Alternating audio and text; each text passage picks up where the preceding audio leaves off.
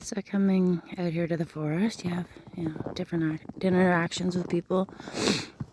There's some runners out here that I always talk to, and a while back they stopped me and they said, "Oh, thank God you're here. A tree fell across the road, and we were worried that you would be trapped at the back." And I said, "Oh no, I'm not back there yet." And like, "Oh, that's great." I thought that was so sweet. Like a tree fell, and very close to them, and their concern was if I was maybe at the back of the forest.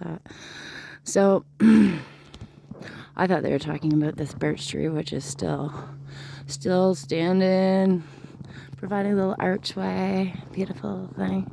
But anyway, it's actually this tree over here that fell, and so I saw this gentleman I often saw walking out here. He always looks very sad, and so I stopped and I said, "How's it going?" And we had a little chat. And then I said, "Well, that must have been scary for those runners where the tree fell. God must have really been looking out for them." And he said, "God? You kidding me? God? You think an imaginary person saved them?" And he just sort of went off on a little.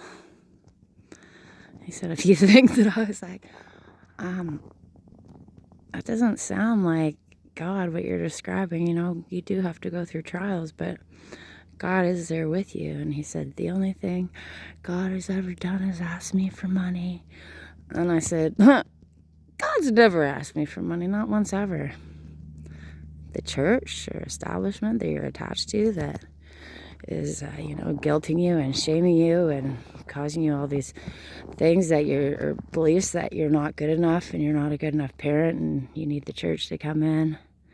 So you need to give them money so they can support the people who need it. Meanwhile, they're putting gold ceilings on their buildings.